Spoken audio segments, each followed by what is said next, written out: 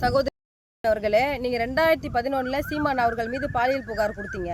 அந்த புகார் எதுக்காக அதிமுக கவர்மெண்ட்டில் அது கிடப்பில் போட்டாங்கன்னு அதிமுக நட்பு வட்டாரத்தில் நான் விசாரிக்கும் போது அவர்கள் நிலையாக இருக்க மாட்டாங்க, அவங்க புகாரை திரும்ப பெற்றிருப்பாங்க அப்படின்னு சொல்லிட்டு தான் சீமான் அவர்களுக்கு அந்த கவர்மெண்ட் ஃபேவராக போனாங்க. இப்போ 2023 நீங்கள் அதே போல் புகார் கொடுக்கறதுக்கு வந்தீங்க. நாங்கள் கமிஷனர் ஆஃபீஸில் நம்ம புகார் கொடுத்தோம். மாண்புமிகு முதலமைச்சர் அவர்கள் தமிழ்நாட்டில் இருக்கக்கூடிய பெண்களுக்கு நான் தந்தை ஸ்தானம் அப்படின்னு அவர் சொன்னதின் அடிப்படையில் அவர் காவல்துறையை முடுக்கி விட்டார். பாதிக்கப்பட்ட பெண்ணுக்கு உண்மையாக பாதிக்கப்பட்ட அவங்களுக்கு நீதியை பெற்றுக் கொடுக்கணும்.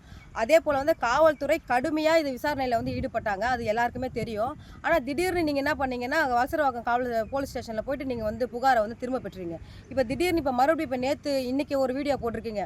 இந்த விவகாரத்தில் உச்சநீதிமன்றத்தில் எனக்கு யாருமே பேசலை, எனக்கு யாருமே ஆதரவாக இல்லை, சீமானை வச்சு உங்களை வச்சு எல்லாரும் அரசியல் பண்ணுறாங்கன்ற அந்த அர்த்தத்தில் தான் நீங்கள் இப்போ வீடியோ போட்டிருக்கீங்க.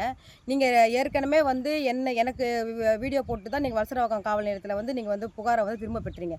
இப்போ 2 தினத்துக்கு முன்பாக தான் என்னை நீங்களே தொடர்பு கொண்டீங்க. அம்மா, நான் பேசுனதெல்லாம் வருத்தம் தெரிவிக்கிறேன், நீங்கள் மறந்துடுங்க, எனக்கு நீங்கள் தான் உதவி செய்யணும்னு சொல்லிட்டு என்கிட்ட பேசுனீங்க. சரி, உங்களுக்கு உண்மையாக நீங்கள் பாதிக்கப்பட்டிருக்கேன், உங்களுக்கு நான் நீதியை பெற்றுக் கொடுக்கணும், நான் சரிக்கா நான் உங்களுக்கு உதவி செய்கிறேன் அப்படின்னு நான் சொன்னேன்.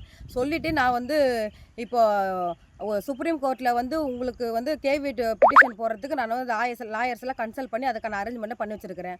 உங்களுக்காக உண்ணாவிரதமாக இருக்கிறதுக்கு நான் போராட்டத்தை அரேஞ்ச் பண்ணி வச்சுருக்கேன். நீங்கள் திடீர்னு இன்றைக்கி வீடியோவில் நான் எதுக்குமே வரமாட்டேன், எனக்கு யாருமே பேசலாம், போடுறதை வரமாட்டேன் அப்படின்னு நீங்கள் சொல்லியிருக்கிறீங்க. நான் என்ன கேட்குறேன்னா, அதாவது சீமான் அவர்களுக்கும் எனக்கும் கருத்தியல் ரீதியாக தான் இருக்குது இப்போ பிரச்சனை. அதை நான் அரசியல் ரீதியாக பார்த்துப்பேன். நான் உங்களுக்காக தான் நான் சீமான் அவர்களை நான் பகச்சிக்கிறேன். மற்றபடி அவருக்கு எனக்கு எந்த பிரச்சனையும் கிடையாது. தமிழ்நாட்டிலே உங்களுக்காக சீமான் அவர்கள் தான் உங்களை அசிங்கப்படுத்திட்டு இருக்காரு. அதை சொல்லி தான் நம்ம தமிழ்நாட்டு மக்கள்கிட்ட ஆதரவு நிலையை ஆதரவு தளத்தை நாங்கள் உருவாக்கி வச்சுருக்கோம். ஆனால் நீங்கள் அந்த ஆதரவு தளத்தை நீங்கள் ஒரு வீடியோ மூலிமா அதை தவறாக நீங்கள் இது பேசுகிறீங்க. நீங்கள் இன்றைக்கி பேசின அந்த வீடியோவுக்கு நீங்கள் வருத்தம் தெரிவிங்க. நான் இங்கே என்ன கேட்குறேன்னா, உங்களுக்கு என்ன வேணுன்றதை நீங்கள் ஓப்பனாக நீங்கள் கேட்கலாமே. நீங்கள் ஓப்பனாக உங்களுக்கு என்ன வேணும்னு நீங்கள் சொல்லுங்கள். அதை விட்டுட்டு அவங்க ஹெல்ப் பண்ணல, இவங்க ஹெல்ப் பண்ணலன்னு உதவி செய்ய வரவங்களை உதாசீனப்படுத்தக்கூடாது. நீங்கள் இன்றைக்கி பேசின வீடியோவுக்கு நாட்டு மக்கள்கிட்டையும் எங்களை போன்ற உங்களுக்கு ஹெல்ப் பண்ணவங்ககிட்ட நீங்கள் வருத்தம் தெரிவிங்க. அப்படி வருத்தம் தெரிவிக்கலைன்னா நாங்களும் உங்களுக்கு நானும் ஹெல்ப் பண்ண முடியாது, நாட்டு மக்களும் உங்களுக்கு ஹெல்ப் பண்ண மாட்டாங்க. இந்த காணொலி வாயிலாக தெரிவிச்சுக்கிறேன்.